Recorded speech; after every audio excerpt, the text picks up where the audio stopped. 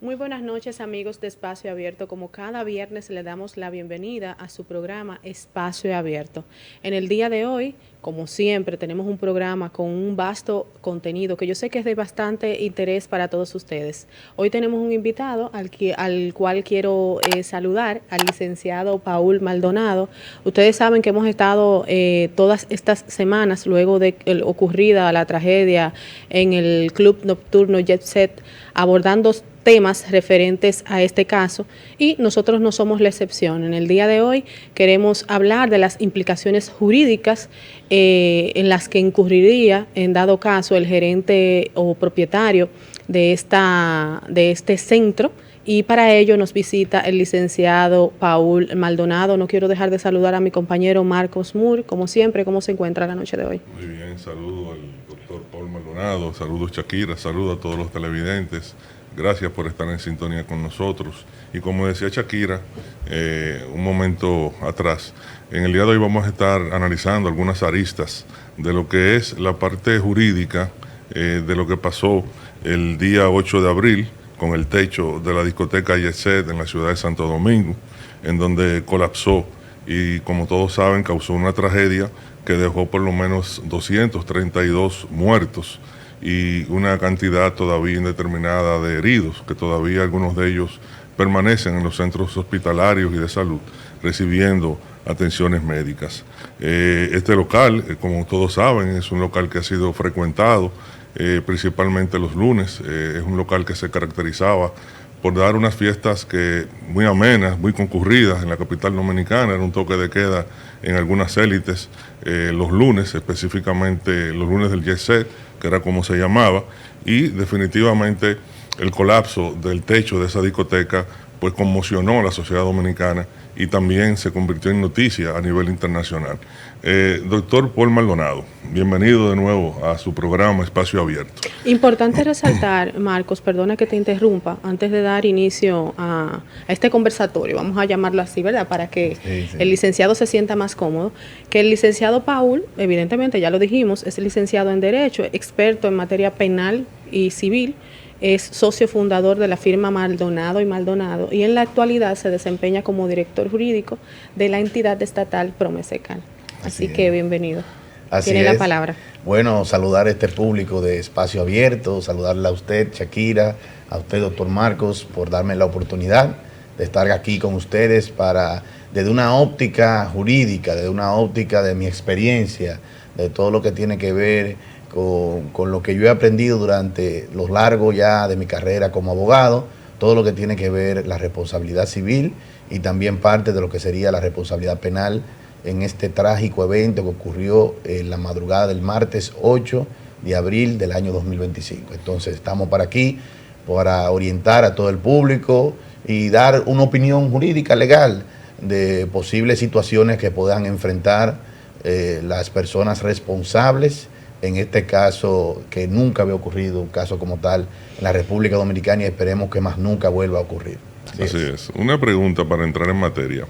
En República Dominicana hay diferentes tipos de compañías y hay algunas que son de riesgos limitados para los socios. En este caso, usted sabe, tiene conocimiento de qué tipo de compañía y cuáles serían los límites de los riesgos de los socios en esa compañía? Mira, en el caso de la especie, según las informaciones que han estado saliendo luego de la ocurrencia de este trágico hecho, esa entidad tenía varias compañías, o sea, un grupo de empresas era que la manejaba. Inclusive el inmueble estaba a nombre de una empresa, pero lo operaba otra empresa que ahí sí era Jet Set Club, que tal como usted lo dice, era un centro nocturno de entretenimiento. Sin embargo, como dije anteriormente, el inmueble estaba a nombre de otra empresa. Y sabemos que estas empresas estaban regidas por socios, accionistas, gerentes, personas autorizadas en firmar, que son las personas que hoy en día, muchos de ellos, ya hay personas que se han querellado en su contra. Sin lugar a dudas, en el caso de la especie, aquí hay diferentes tipos de responsabilidades que vamos a estar viendo la noche de hoy, tanto responsabilidades civiles como responsabilidades penales, tanto responsabilidades para las compañías o sociedades, como también las personas físicas. Así que, sin importar el tipo de denominación social que sea, creo que dependiendo por la vía que cualquier víctima se quiera ir conjuntamente con su abogado, así mismo será cómo va a poder perseguir el daño y la indemnización que anda buscando, tanto desde un ámbito económico, que sería la responsabilidad civil, como también desde un ámbito penal punitivo, que es ya sometiéndolo a la justicia por la vía penal, conjuntamente con las acciones que pueda llevar a cabo el Ministerio Público y la Fiscalía del Distrito Nacional.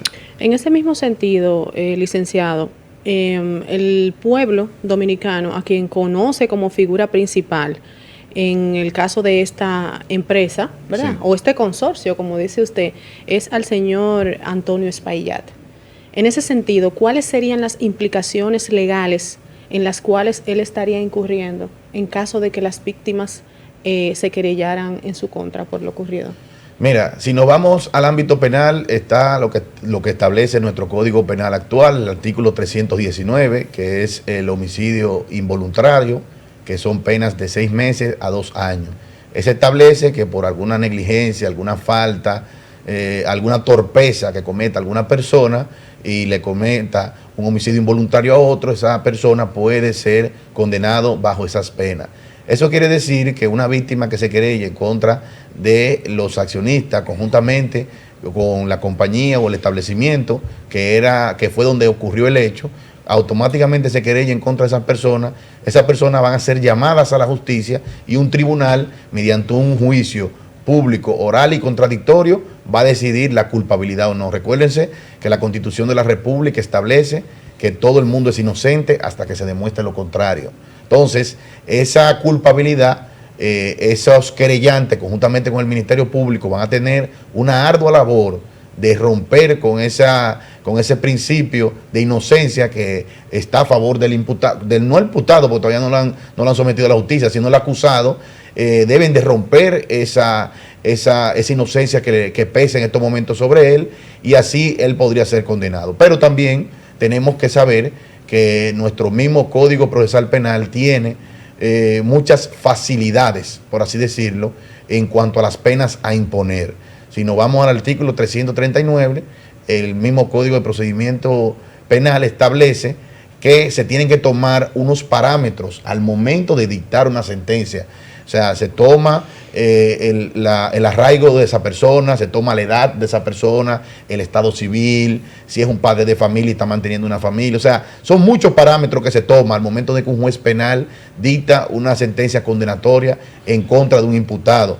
Pero no solamente esos parámetros que benefician en este caso al que podría ser imputado en un mañana, sino que también, si nos vamos al artículo 341, está una normativa que establece la pena suspensiva, que es, aunque a ti te condenen y tú salgas condenado de un tribunal y se declare culpable por tú haber violentado, en este caso el artículo 319, el mismo juez puede ordenar que tu pena sea suspensiva. O sea, te condenan a 2 años, pero de manera suspensiva. O sea, que tú no cumplas esa condena en un centro penitenciario. Exactamente. Entonces, de esa manera, lo que te pueden poner es una multa, te ponen a hacer trabajos sociales, te limitan a portar armas de fuego, a ir a lugares de expendio de bebidas alcohólicas, etcétera, etcétera. Entonces, son muchos temas que hay que ver en este caso y que nos deben de servir para en un futuro, en un mañana, en un porvenir, para que en un caso como este, que no queremos que ocurra,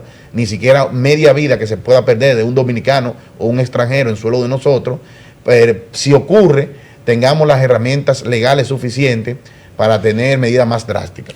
Abro un paréntesis acá mismo. Usted decía que las condiciones van a variar conforme a la persona. Vimos que el pasado miércoles Espaillat dio su primera entrevista y en ella decía que aparentemente su socia vamos a decirlo así, es su madre, una señora evidentemente ya bastante mayor.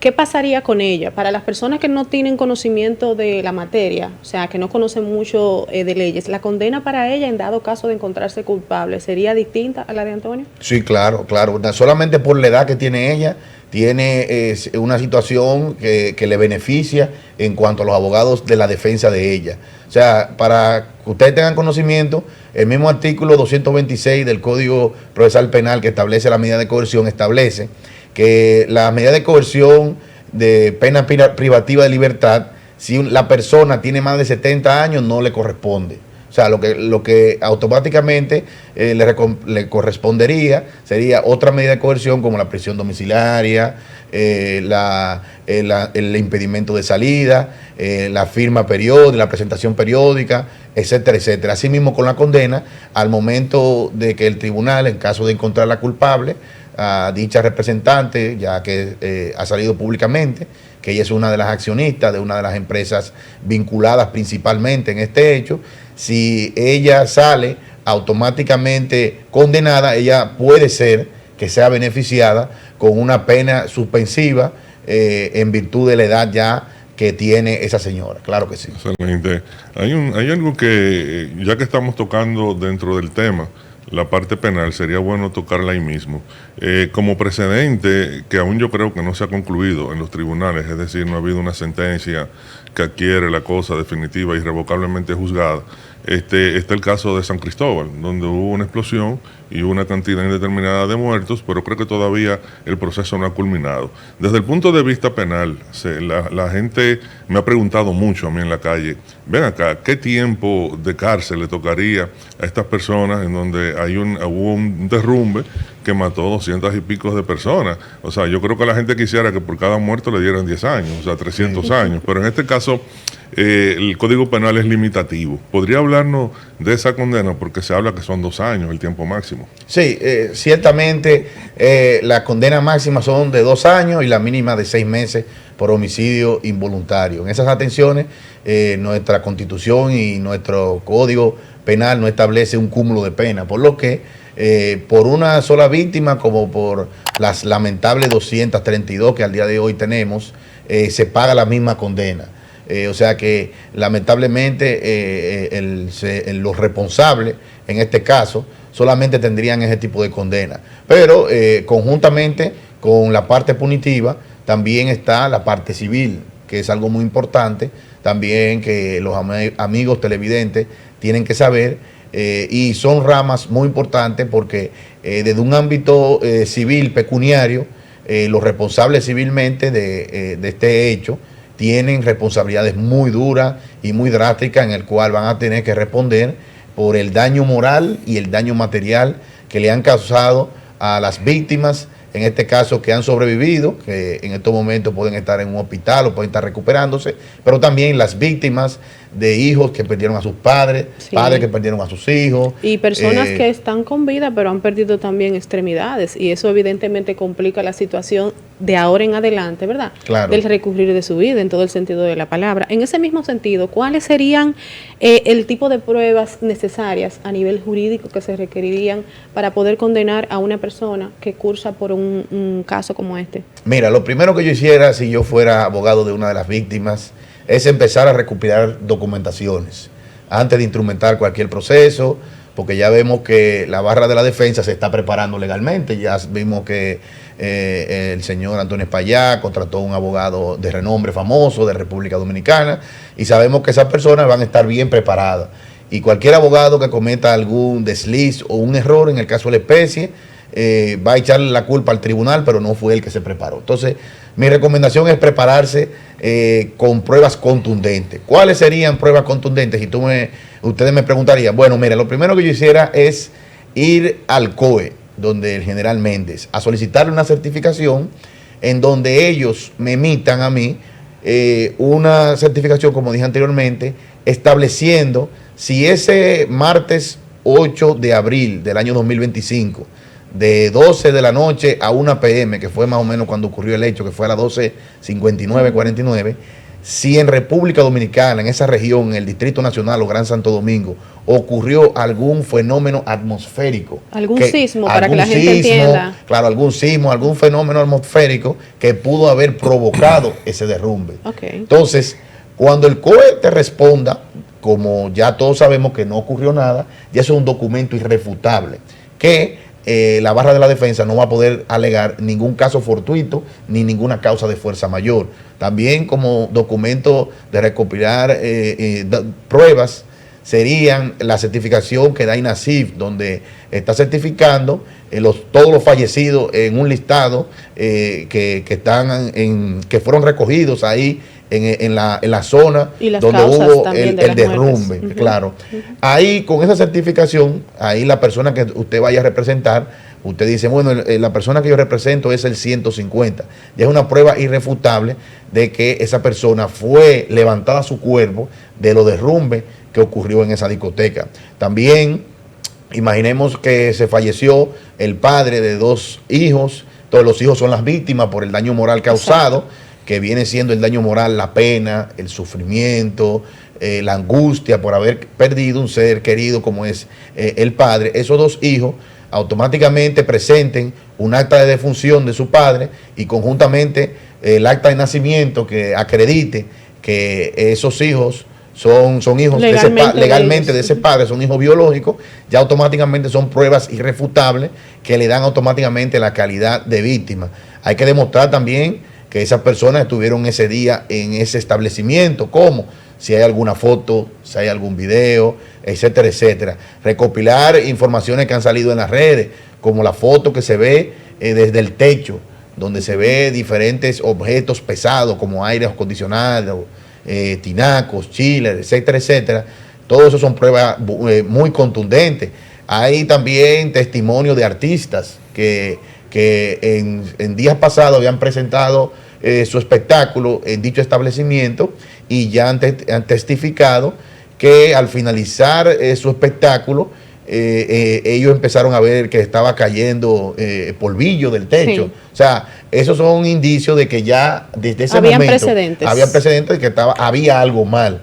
Si nos vamos también a los daños materiales, porque no solamente los morales se pueden reclamar, también los materiales, que son los que son cuantificables en dinero, que son facturas. Si usted tuvo una lesión, se tuvo que fracturar un pie, los medicamentos que usted tuvo que comprar, usted tiene un daño moral por la situación que usted vivió ese día y gracias a Dios usted sobrevivió y ha tenido que incurrir en psicólogos, psiquiatras, medicamentos, todas esas consultas que usted ha tenido que invertir para usted volver a su normalidad. Eso es un daño material cuantificable. Entonces, todas esas facturas usted tiene que guardarlas. Si usted pagó su entrada, el día que usted fue a ese establecimiento también la puede guardar. O sea, por más mínima que usted vea, o sea, en derecho, esas son pruebas que le pueden ayudar bastante a demostrar la culpabilidad, tanto civilmente de ser responsable, como también penalmente. O sea, son cosas que entiendo que son muy necesarias para este caso de la especie, para que mañana un tribunal no pueda descargar o emitir una sentencia a favor de los que son responsables. Ahí mismo, que ya que estamos hablando dentro de lo que se conoce en derecho penal como el fardo de la prueba, ¿no? La compilación de las pruebas. Hemos visto en algunos medios de comunicación que algunas personas se han quejado de que sus víctimas o sus fallecidos, a la hora de ser levantado el acta de defunción, que desde mi perspectiva jurídica es el documento más contundente, ¿no? Porque el que demuestra que hay un muerto, sí, las causas de la muerte, al final algunos no le pusieron que fue en ese lugar, en ese día y en ese hecho. Es cierto que en el caso hipotético de que no sea así, que no se haya puntualizado en esa autopsia el lugar, hora y motivo de la defunción o de la muerte, podría ser un elemento a favor de los dueños de esa discoteca. Mira, excelente pregunta, doctor Marcos.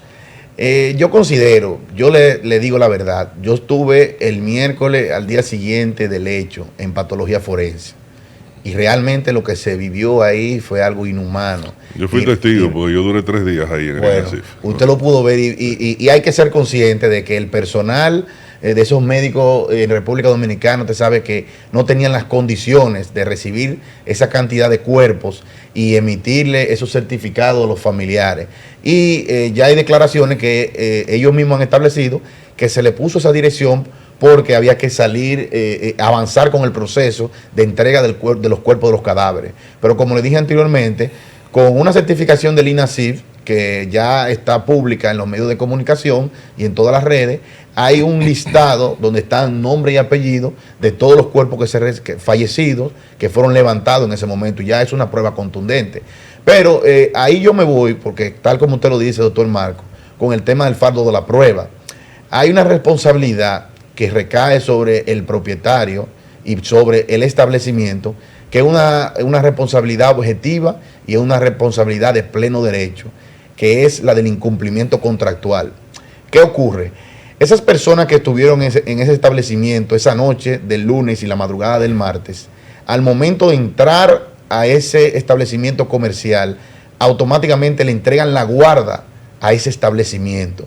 Y cualquier cosa que te pase en ese establecimiento, esa persona es responsable civilmente hasta que se demuestre un caso fortuito o causa de fuerza mayor. Usted no tiene que probar ni siquiera falta. Usted no tiene que probar que hubo una falla eléctrica, que hay una falta. No. Con el solo hecho de que mi seguridad y mi integridad física, ya que está demostrada que se vio en juego y hay personas fallecidas y hay personas lesionadas, ya automáticamente hay un incumplimiento contractual de ese establecimiento por no garantizarle a esas personas que estuvieron ahí, que son usuarios y consumidores, al no garantizarle su derecho a la seguridad, automáticamente hay un fardo de la prueba que se invierte, que solamente el usuario tiene que demostrar que estaba ahí y que es el contrato, y que en virtud de un incumplimiento de ese contrato hay un daño. ¿Cuál es el incumplimiento?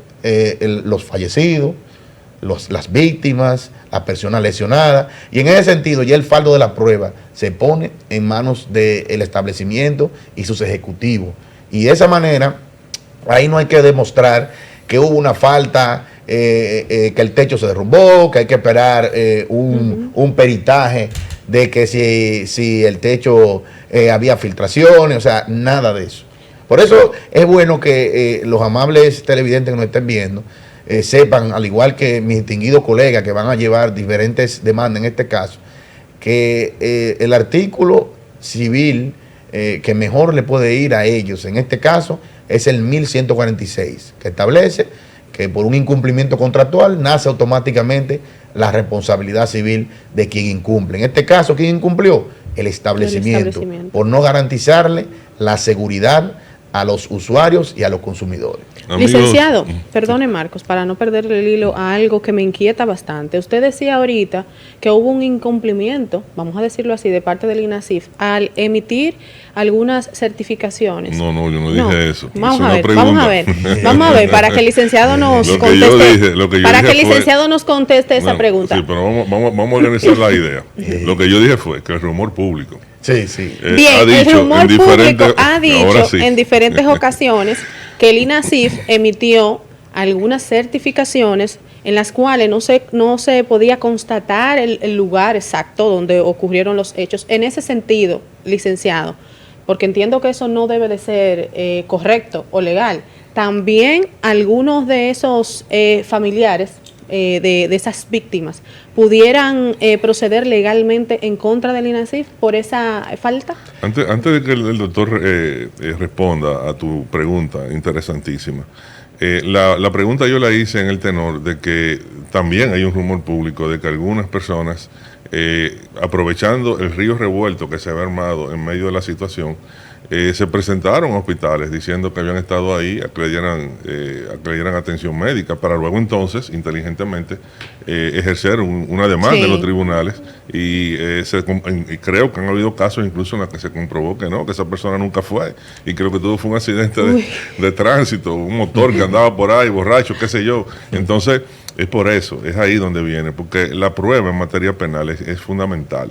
O sea, las cosas tienen que probarse. En justicia los rumores no importan. Lo que importa son los hechos y la forma en que los abogados y la fiscalía también, que tiene un rol público, se manifieste en ese sentido. Pero ahora sí, vamos a darle paso, que el entrevistado no soy yo, usted.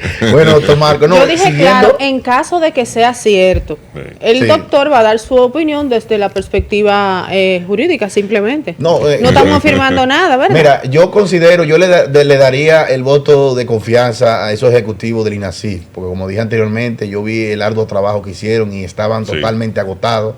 Duraron prácticamente más de 48 horas sin dormir, o sea, trabajando 5 turnos de corrido por varios días, o sea, fue algo extraordinario lo que hicieron esas personas. No, estamos claros, si lo vemos desde la perspectiva humana, sí debe siempre existir una consideración, pero indistintamente de eso, cada entidad, ¿verdad?, tiene una responsabilidad y se supone que tiene que contener un protocolo para situaciones incluso de emergencia, o sea, tiene que estar preparada. Según lo que yo vi, lo que decía el documento era Avenida Independencia número 6, Distrito Nacional.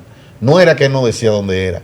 Si nos vamos donde estaba ubicada el establecimiento, era en ese mismo lugar. Lo que no lo decía textualmente. Sin embargo, como te dije anteriormente, en virtud a esa situación que se hizo viral en las redes y demás, y muchas personas preocupadas con el hecho, el mismo INASIF dijo que cualquier persona que entienda que le tiene que corregir el acta que le dieron de levantamiento del cuerpo y del fallecimiento, que vayan, que ellos se lo iban a corregir, porque viene siendo un error material, no era tampoco un error de fondo que tenía el documento. Y como dije anteriormente, el mismo INASIF tiene un listado que si usted le solicita una certificación en donde se haga constar que la víctima que usted representa estuvo ese día y fue levantada, ellos se la tienen que emitir de manera obligatoria. Por lo que yo no veo que eso pueda generar una implicación legal y algún beneficio para los civilmente o los penalmente responsables. No creo que eso se haya hecho ni siquiera con mala fe. No, claro, no hemos dicho eso en ningún momento. Aclarar esa parte. Hay que agregar algo antes de irnos a pausa.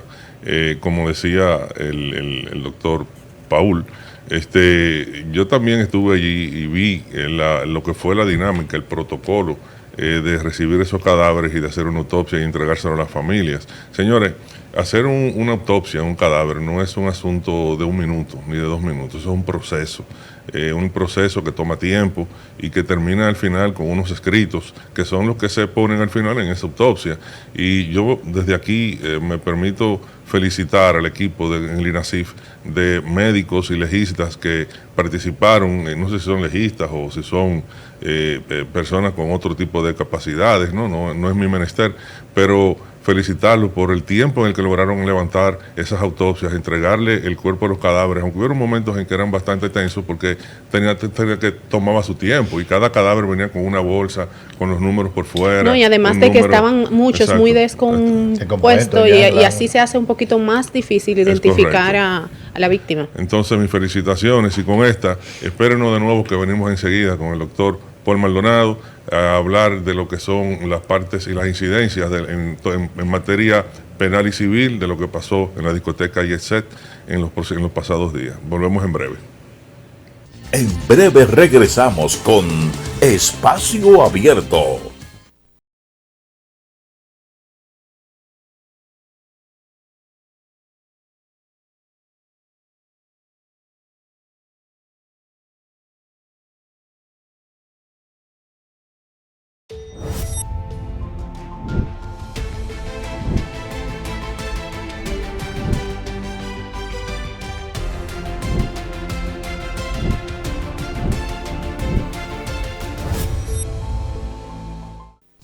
Continuamos con Espacio Abierto.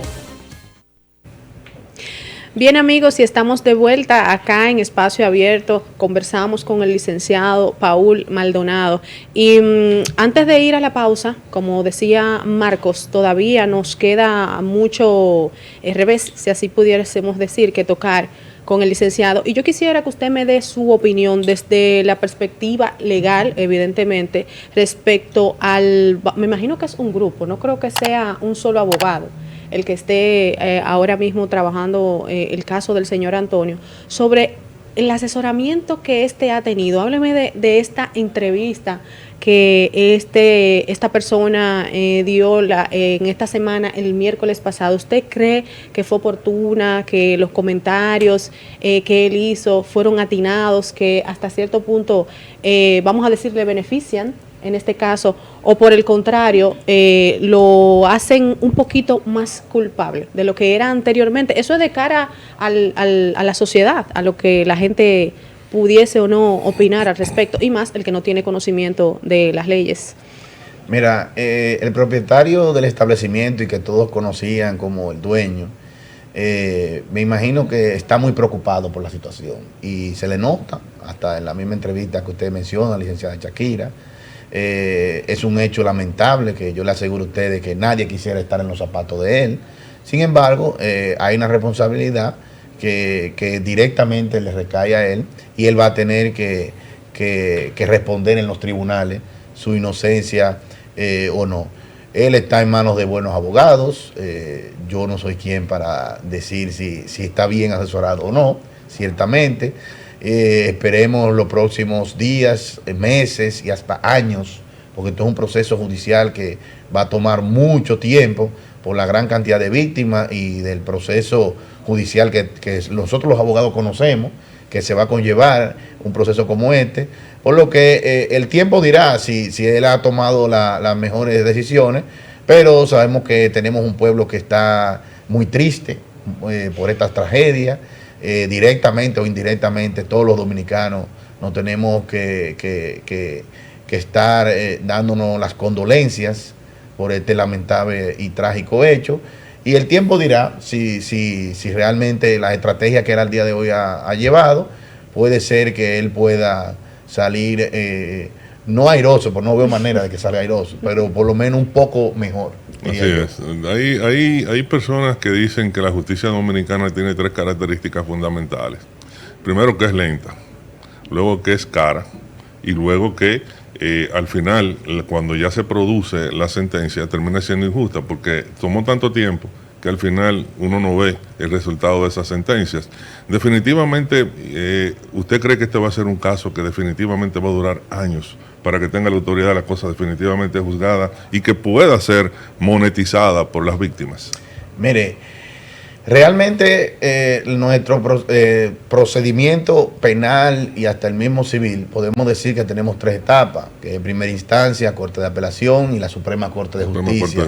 Y en caso de que eso es un procedimiento ordinario normal, en caso de que la Suprema Corte de Justicia case la sentencia, vuelve y le envía a la Corte, y en la Corte lo que decide la Corte también es recurrible ya en sala reunida. O sea que ahí son 5 instancias que tendríamos. Un procedimiento que lleve 5 instancias, créanme, estamos hablando de mucho tiempo. Sí. Estamos hablando de más de 5 años, por lo menos para ponerle 1 por año. Y eso es poco. Pero cabe la duda. Usted dice que pudiera durar 5 años, pero en ese lapso de tiempo, estas personas que pudieran estar implicadas en el caso, ¿estarían bajo arresto o no?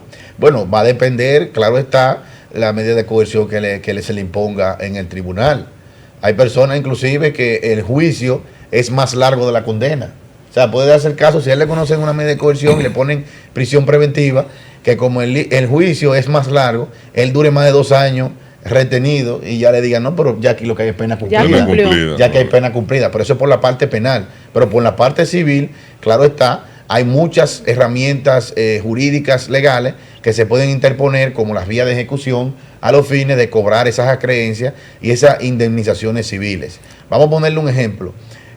Con relación, que muchas personas me han preguntado, con relación a las compañías aseguradoras que podía tener ese establecimiento. Yo me imagino, todavía no ha salido a la luz pública, cuál o cuáles eran esas compañías aseguradoras que tenía ese establecimiento, pero un establecimiento con esas similitudes debería tener una póliza alta. Sin embargo, esa póliza no va a aguantar la condena de 232 fallecidos. Eso nunca va a ser. Entonces, ¿qué es lo que se hace? Se pone en causa a esas compañías aseguradoras conjuntamente con los civilmente responsables para cuando el tribunal dicte la sentencia condenatoria en reparación de daño y perjuicio a favor de la o las víctimas. En ese sentido, le sea oponible esa sentencia a esa compañía aseguradora. Pero, ¿qué tú me dirías?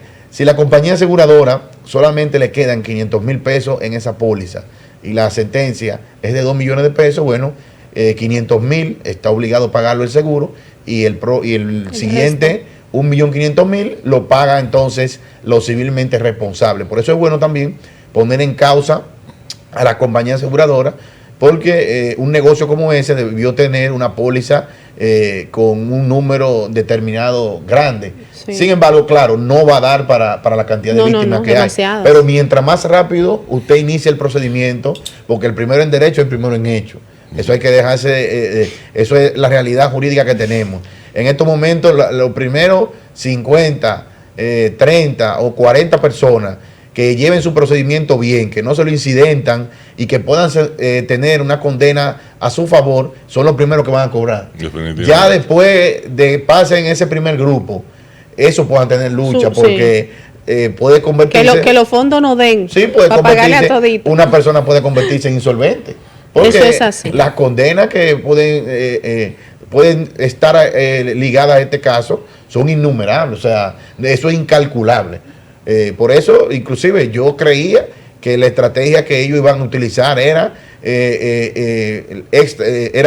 medidas extrajudiciales, o sea, no permitir que se judicialice, llegar a la mediación, la conciliación, que creo que es la mejor salida, es la mejor vía, o sea, porque también tú poner una víctima, como usted dijo, doctor Marcos, a tener un proceso tedioso de años y años buscando justicia, créame, eso no es nada fácil. Es desgastador. Yo creo que eso sería una vía también que tiene los propietarios y el establecimiento, que de una manera u otra, o sea, se sincericen con las víctimas y vean con quiénes o cuáles puedan llegar a algún tipo de acuerdo. Sí. Licenciado, sabemos que en el lugar se encontraban muchos nacionales extranjeros de distintos países del mundo.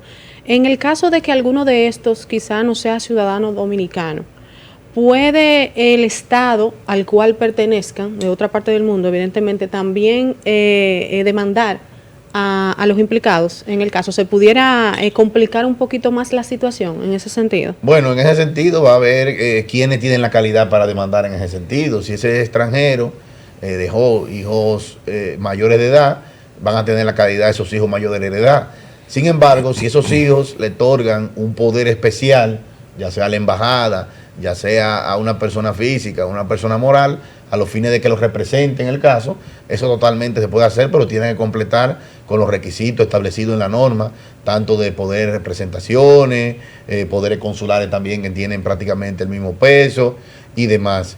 Lo importante es que ellos tengan que tener la debida calidad para demandar, porque si lamentablemente usted no tiene la debida calidad, usted su demanda, no por mejor que usted la instrumente, se le va a declarar inadmisible por la falta de calidad para actuar en justicia en nombre de esa persona. Es la realidad. Ahí, en esta lamentable tragedia, definitivamente fallecieron personas de diferentes estratos sociales en el país. Y otra de las preguntas que me hace la gente en la calle cuando sabe que uno es abogado, y eso es, por ejemplo, en el caso de Ruby Pérez, que lamentablemente falleció en ese encuentro, y en el caso de los bartenders y las personas, por ejemplo, el personal de limpieza, que también es un área que no se ha visto mucho, como que no hemos visto hablar de la parte más vulnerable, que son aquellos empleados que trabajaban en la discoteca comúnmente, es decir, los bartenders, la persona de limpieza, el portero, ese tipo de cosas. ¿Vale más en la República Dominicana un muerto con dinero que un muerto sin dinero?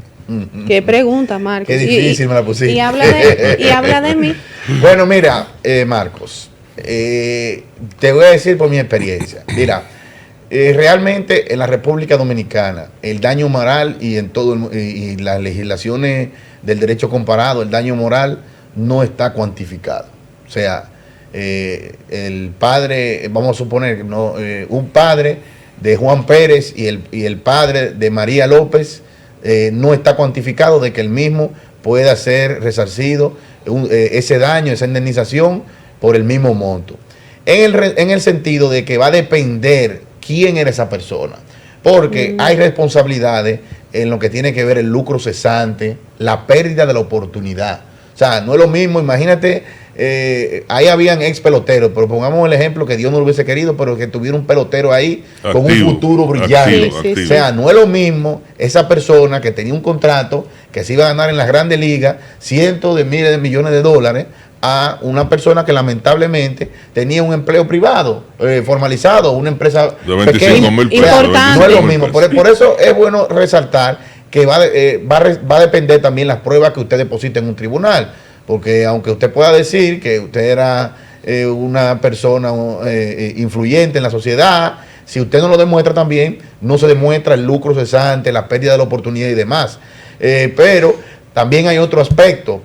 Un padre de familia que tenga hijos menores de edad, que mantenga una casa, esa persona no es lo mismo que fallezca una persona ya de 70, 80 años. O sea, el tribunal no toma la misma ponderación. O sea, son elementos constitutivos que debe evaluar la víctima al momento de interponer la demanda a los fines de recibir la mayor cantidad monetariamente hablando, de monto a indemnizar a su favor para que el daño sufrido le sea resarcido a través de estos procedimientos judiciales que hemos estado conversando en el día de hoy. Me preocupa algo. Los niños que han quedado huérfanos, que yo entiendo que ascienden o superan los 100, si no estoy errado. En caso de que, como usted decía ahorita, este caso se torne un poquito complicado y pase un periodo de 5 años, vamos a decir así, para que tenga quizás una solución, ¿qué pasaría con esos niños? No, es que hasta que no se tenga una sentencia con la cosa irrevocablemente juzgada que condene al establecimiento de los propietarios, esos niños, lamentablemente, esas víctimas, no podrán tener esa indemnización a su favor por la pérdida de ese ser querido, que fue su padre, su madre, etcétera, etcétera. Sin embargo, como dije anteriormente, hay herramientas que puede utilizar el abogado apoderado a los fines de buscar la manera de cómo ejecutar esa sentencia, aunque no sean definitivas, y presionar al civilmente responsable y penalmente responsable para que puedan obtener esos recursos en la mayor brevedad posible. Aquí yo lo que veo es que el abogado con más estrategia, el abogado más rápido y el abogado más hábil son los que van a tener el carril de adentro. Lo que van a cobrar primero. Van a cobrar primero, ya usted lo sabe, doctor Marcos. O sea, por eso es bueno que no se duerman y las víctimas que entiendan que eso es un derecho que le asiste. O sea, ningún dinero del mundo va lamentablemente ya a revivir su ser querido. Sin embargo, como parte de su legado, hay que dar un ejemplo de que los que sean responsables, no importa quién sea, pague por su consecuencia en un tribunal. Claro que sí. Es bueno ahí mismo resaltar que en los últimos días hemos visto en los medios de comunicación que la institución Supérate está dándole un acompañamiento sociofamiliar a las víctimas, a los familiares de las víctimas de esa tragedia, y que inclusive parece que va a haber una especie, igual que lo que pasó en San Cristóbal, que se emitió una especie de bono de ayuda a esas familias, no recuerdo por cuánto, pero es bueno que las personas que han sido afectadas se acerquen a esa institución, se soliciten más información y ver si califican y si lo necesitan, por supuesto, este tipo de ayuda, porque eso también es una valga la redundancia, una ayuda que se le está dando a la familia y que viene del Estado y que es oportuna y que si existe, y que pues, pudiera ser un compás de espera, como dice el licenciado, hasta que se pueda definir el caso. También están también, que yo leí también, además de las ayudas de Supérate, están unas pensiones especiales que se le van a estar dando, que son importantes, que de una manera u otra pueden ayudarle a una de las víctimas, personas necesitadas, a que los hijos continúen estudiando y continúen con los quehaceres de la casa. Pero hay algo importante que tenemos que recordarle a todos nuestros amables televidentes, que cualquier documento, cualquier acto, cualquier contrato que se vaya a firmar a favor de ellos en virtud de este trágico hecho, es bueno que siempre estén asesorados de un buen abogado. Porque si no están asesorados de un buen abogado, pueden firmar un descargo, un finiquito a favor de los responsables, y ya luego que usted firmó eso, ya usted no va a tener ninguna vía por donde reclamar su derecho. Asimismo con la compañía aseguradora. Si usted descubre cuál es la compañía aseguradora de ese establecimiento, y ellos lo llaman para llegar a una negociación y le dicen, no, yo lo que quiero es que tú me dejes tranquilo y ya sueltes mi demanda conmigo como compañía aseguradora. La compañía aseguradora embarca todo lo que tiene que ver ese establecimiento. O sea que si tú le das un descargo a la aseguradora, se lo está dando también a ellos.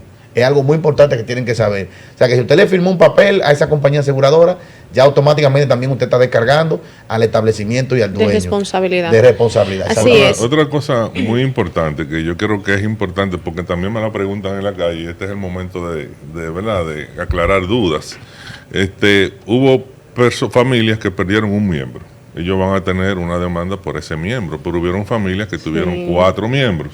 Esa demanda de esa familia es una demanda por los 4 miembros o son 4 demandas individuales por cada fallecido en esa tragedia. Mira, va a depender cómo ellos lo quieran manejar. Eso es una decisión ya propia de las víctimas, pero se puede llevar en conjunto como se puede llevar individual. Si usted le quiere hacer una maldad a ellos, lleve el individual. Lleve el individual, porque en vez de tú ir a una audiencia, si perdieron 4 miembros, Exacto. va a tener que ir a 4 audiencias. Sí, Wow, entonces eso va a depender cómo usted quiere, cuál es la estrategia legal que usted quiera llevar a cabo en el caso de la especie, pero claro, todas son víctimas y todas tienen el mismo tienen derecho. el mismo derecho para accionar en virtud del orden sucesoral. Si tenían hijos y se murieron los padres, son los hijos que pueden reclamar. Si se murieron los hijos, son los padres que pueden reclamar. Así, etcétera, etcétera. Si no tenía hijos y no tenía padres, bueno, ahí después van los hermanos, los tíos, etcétera, etcétera. En ese orden sucesoral. Sí, licenciado, una preguntita. Se han escuchado unos rumores. Espérate, que me van a matar, Shakira, escúchame.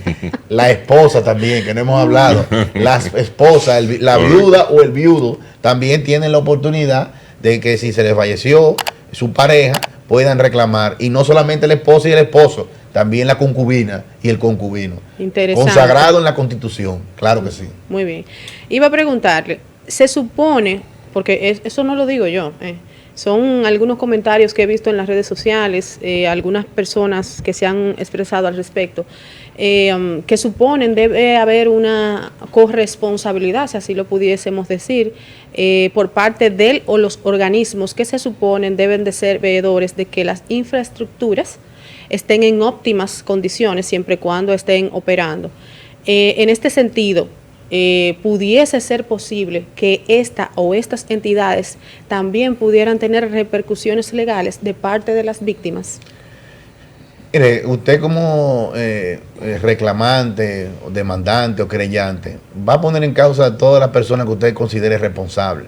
Sin embargo, usted sabe muy bien, como dije anteriormente, en derecho todo lo que se alega debe ser probado. Cuando usted está haciendo una remodelación en su casa, en un edificio, donde sea, el ayuntamiento está en la obligación, usted está en la obligación de someter esa remodelación al ayuntamiento, a los fines de ello evaluar lo que es el plano, las modificaciones que van a hacerse y también inspeccionarlo a través de fiscalizadores. Y usted verá en ese interín que usted lo pueden visitar en varias ocasiones, le dicen, no, esa pared no va en ese lugar, tienen que moverla para este, porque le hacen un expertise de profesionales del área. Asimismo lo hace el Ministerio de la Vivienda, el MIBET. Sin embargo, una vez ya esa construcción llega a su final y a usted le otorgan la certificación, ya sea de uso de suelo, ya sea la certificación de conformidad de todo lo que usted estaba haciendo, ya el ayuntamiento, en este caso el ayuntamiento del distrito, es el que se menciona porque el establecimiento estaba en el Distrito Nacional, que muchas personas también me lo están preguntando, que sí, ¿por qué nada más atacan el ayuntamiento del distrito? Bueno, porque el establecimiento estaba aquí en el distrito. Entonces, y era, en caso de cualquier remodelación o cambio de uso de suelo, el ayuntamiento competente en virtud del territorialmente hablando. Entonces, en esas atenciones, luego de que se entrega esa certificación de conformidad, ya esas instituciones no tienen una competencia actualmente en la legislatura de República Dominicana para poder darle seguimiento a una infraestructura privada. Por eso es bueno que, aunque los dominicanos después que nos roban es que ponemos el candado, como decimos popularmente, es bueno y hacer un llamado al Congreso Nacional de buscar la manera de hacer una legislación, una legislatura correspondiente para que el Ministerio de la Vivienda que yo entiendo que sería el que tendría la competencia, pueda realizar inspecciones frecuentes en diversos establecimientos que tienen un número X de personas como este. Como usted dijo al principio, doctor Marcos, el YC todos los lunes tenía un toque de queda, que ahí se juntaban 600, 800 y hasta 1000 personas cuando tocaban buenos artistas. Por lo que en establecimientos como este, que tenía muchas personas, sería bueno que se ponga algún tipo de margen para que inspectores estén dándole seguimiento, ya sea cada 6 meses, cada 3 meses, para evitar tragedias como esta. Acotar, licenciado, que no solamente en establecimientos donde se pueda conglomerar un número amplio de personas, a donde también vaya 1, 2, 3, porque de igual modo, como usted decía ahorita, todos los ciudadanos tenemos el mismo nivel de derecho, claro, o de igualdad. Otra preguntita también que mucha gente también me ha abordado para preguntar. Y que te lo han asesorado mucho. Bastante. No, le han pedido bastante asesoría. Sí, porque la verdad es que el caso es trascendental, toca muchas familias y definitivamente mucha gente tiene o conocidos o familiares y la gente le gusta asesorarse por múltiples vías. Claro. Pero una de las más recurrentes es, bueno, doctor, yo tengo un familiar que no falleció, pero perdió una pierna. En ese caso, él iba a morir, o sea, la suerte fue que no murió, pero quedó lesionado de por vida. En ese caso, la demanda es igual, tiene otro procedimiento, es más corta, o sigue los mismos pasos, o depende de la sentencia principal de los fallecidos. ¿Cómo es el protocolo de esta modalidad? Mira, cualquier lesión física que tenga una persona en virtud de un hecho que se lo provoque una persona, también es una responsabilidad civil. Y ese daño se llama como daño moral, ya que es un daño extrapatrimonial de una lesión física. En ese caso, lo que se hace es un certificado médico del INASIF, se levanta, en donde se establece hasta el tiempo de curación, si es una lesión permanente, si es una lesión curable dentro de 3 meses, dentro de 6 meses. Entonces, en virtud a ese tiempo que usted va a durar incapacitado, así mismo va a ser el daño, o sea, se calcula el daño que usted obtuvo y a favor de ese tiempo es que usted va a tener esa indemnización. Se lleva el mismo curso de que si es una persona que lamentablemente pierde la vida, ya que es una demanda en responsabilidad civil por una de las que hemos hablado en el día de hoy. Bueno, licenciado, queremos agradecerle por habernos acompañado esta noche y asesorarnos tanto a nosotros como a todos los amables televidentes que nos acompañan cada viernes a las 11 de la noche acá en Espacio Abierto, referente a este caso tan trascendental realmente ocurrido acá en la República Dominicana. Hemos hecho este programa evidentemente considerando bastante a todas las víctimas que han fallecido con el debido respeto que se merecen ellas, como también las personas que hoy día permanecen con vida, pero que lamentablemente están en una situación difícil. Hemos querido aportar un granito de arena, aún sea, Marcos, con esta intervención del licenciado para que estos puedan, vuelvo y reitero, asesorarse respecto a cómo debe de ser el proceder en lo adelante, dado que lamentablemente ya no hay vuelta atrás y la vida tiene que continuar, como dicen. Así que despedimos el programa, les esperamos el próximo viernes, les invitamos a que nos sigan en las redes sociales para que se enteren de cuál será nuestro próximo invitado, @espacioabiertodr, y hasta la próxima. Muchas gracias.